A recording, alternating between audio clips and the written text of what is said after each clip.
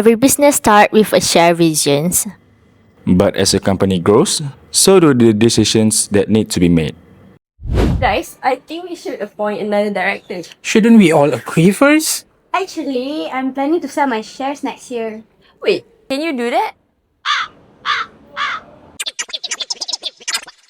I vote yes. I vote no. I vote no.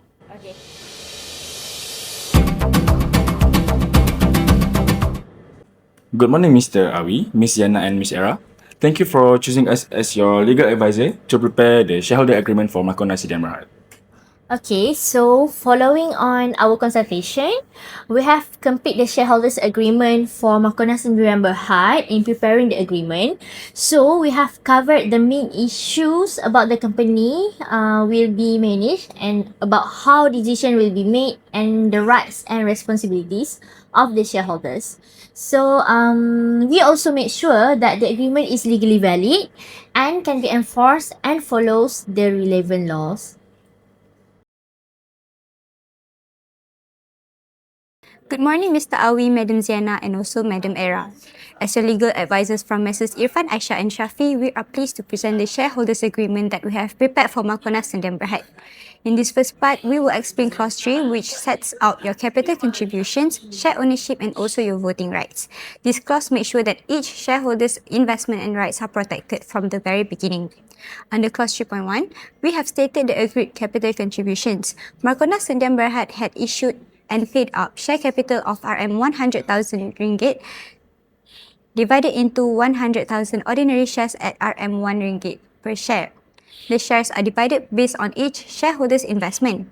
So first, we have Mr. Awi, who had contributed RM50,000 ringgit, meaning that he owns 50% of the company. Madam Ziana contributed RM30,000 ringgit and owns 30% of the company, while Madam Era had contributed 20,000 ringgit and owns 20% of the company. To protect all shareholders, Clause 3.1.3 states that all shares are ordinary shares with the same rights. This means that there are no special shares with extra rights can be issued without everyone's knowledge. Every share carries equal rights, making the ownership structure clear and fair. Next, Clause 3.2 explains the voting rights. The agreement follows the one share, one vote principle. This means that your voting power depends on the number of shares you own. You may vote at the general meetings either in person, through a proxy, or through an authorized representative. Lastly, Clause 3.3 deals with changes in ownership in the future. If the company issues new shares or if a shareholder transfers their share, the voting rights will automatically be adjusted according to the new ownership percentages. This keeps the ownership and voting structure accurate as the company grows. Overall, Clause 3 clearly records each shareholder's investment, ownership, and voting rights, helping to avoid misunderstanding and disputes in the future. Now, Mr. Awi, Madam Ziana, and Madam Era, let us move to Clause 4 and Clause 6. These two clauses explain on how the company will be managed and how your rights as a shareholder will be protected. So, this clause ensure that the company can operate smoothly and while keeping the important decision under your control. So, firstly, Clause 4.1 explains that the composition of the boards of the director.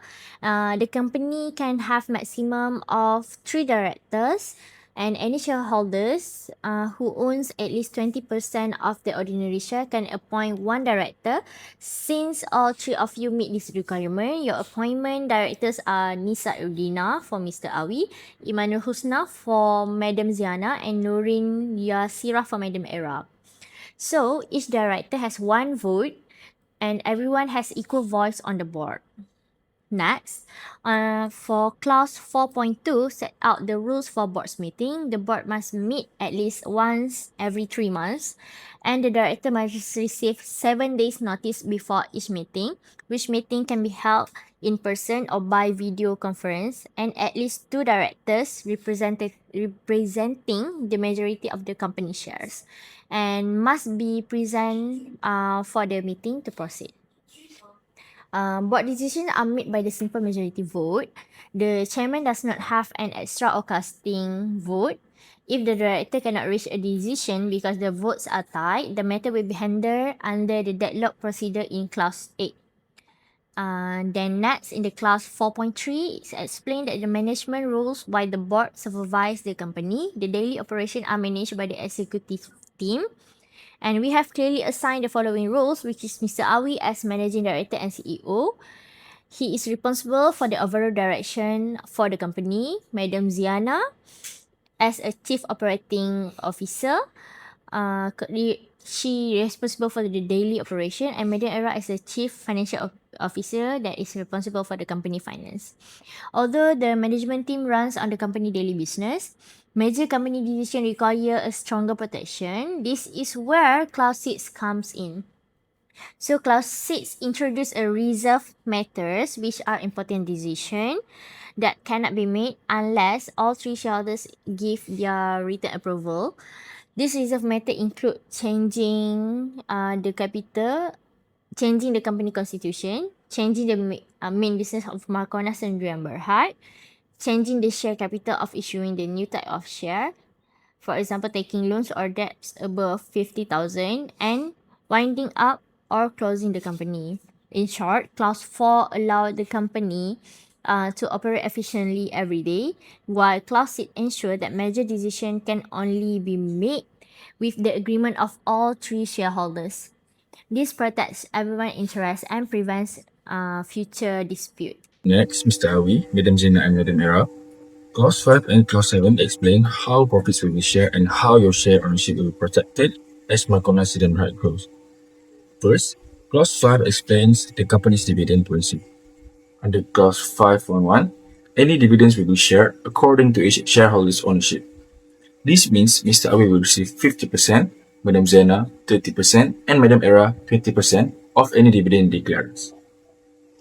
The agreement also sets a target of paying at least 30% of the company's net profit after tax as dividends each year. However, dividends will only be paid if the company has enough money to continue running its business. Under Clause 5.2, dividends can only be declared if the company has enough distributable profits and meet the legal requirement under the Companies Act 2016. The Board of Directors will decide the amount and timing of the dividend after considering the company's financial position and future needs. Next, Clause 7 protects your ownership in the company. Under Clause 7.1, shareholders cannot freely transfer or sell the shares unless they follow the rules in this agreement.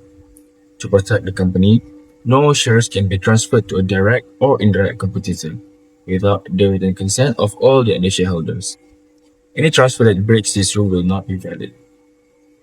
If a shareholder wishes to sell their shares, Clause 7.2 gives the other shareholders the right of first refusal. The selling shareholder must first offer the shares to the remaining shareholders based on their existing ownership. They will have 30 days to decide whether to buy the shares. Only if they choose not to buy them can the shares be sold to an outside party within 60 days. The outside buyer must buy the shares on the same terms and must also agree to follow this shareholders' agreement. Finally, Clause 7.3 protects your ownership if the company issues new shares in the future. Before any new shares are offered to outsiders, they must first be offered to the existing shareholders according to their current ownership. The shareholders will be given at least 14 days to decide whether to buy the new shares. This helps prevent your ownership percentage from being reduced without your agreement. Overall, Clause 5 ensures that profits are shared fairly, while Clause 7 protects your ownership, keeps control within the company, and safeguards the interests of all three shareholders. Also, Mr. Awi, Madam Zana, and Madam Era, Clause 8 and Clause 9 will explain how dispute will be resolved and set out the general rules that apply to this shareholders' agreement. First, Clause 8 deals with a deadlock. A deadlock happens when the directors or shareholders cannot agree on an important decision after 3 meetings over a period of 60 days. If this happens, the agreement provides a clear process to resolve the dispute. The first step is mediation under Clause 8.2. All shareholders must try to settle the dispute through an independent mediator within 14 days, and the mediation cost will be shared equally. If mediation does not solve the dispute within 30 days, Clause 8.3 requires the matter to go to arbitration under the Arbitration Act 2005. If the shareholders cannot agree on an arbitrator, one will be appointed by the Asian International Arbitration Centre or AIAC. The arbitrator's decision will be final and binding on everyone. If the dispute still cannot be resolved and all shareholders agree that the company cannot continue, under Clause 8.4, it allows the company to be wound up voluntarily under the Companies Act 2016. After all debts have been paid, the remaining assets will be divided among the shareholders according to their share ownership. Next, Clause 9 contains the general rules of the shareholders' agreement. It states that this agreement replaces all previous agreements and can only be changed with the written consent of all shareholders. It also requires shareholders to keep the company's information confidential, explains what happened if unexpected events affect the business, confirm that the rest of the agreement remains valid even if one part of it is invalid, and states that shareholders cannot transfer their rights without approval. Lastly, it confirms that the agreement is governed by the laws of NISHA.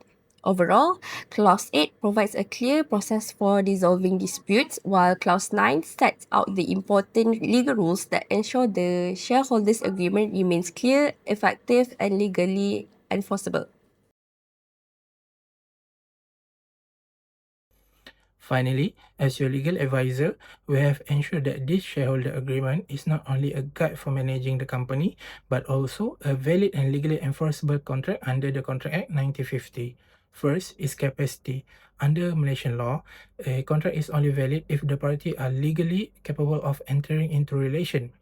We have satisfied this right from the preamble of the agreement, where all contracting parties are precisely identified with their full legal names, corporate registration for Markona Resident Berhad, and individual NRIC number for Mr. Awi, Madam Ziana, and Madam Era. Second is offer acceptance, where under Clause 2, the agreement became effective once all parties sign it, and the required conditions such as the company incorporation and capital contribution are fulfilled within 90 days. Clause 2.2 dictates that if these material conditions are not met, the contract immediately becomes void, ensuring no party is trapped by an incomplete offer. Third is consideration. A contract without consideration is void. To make this agreement completely airtight, we look back at Clause 3.1.4, where explicitly states that the initial cash contribution made by the parties were amounting to 100,000 ringgit. This capital contribution formed the legal consideration that makes the agreement valid under the Contract Act. And lastly is certainty. The agreement clearly defines important terms through Clause 1, where it states the definition and interpretation and set out specific rule, timelines, and procedure. This makes the right and responsibilities of every shareholder clear and reduces the risk of misunderstanding.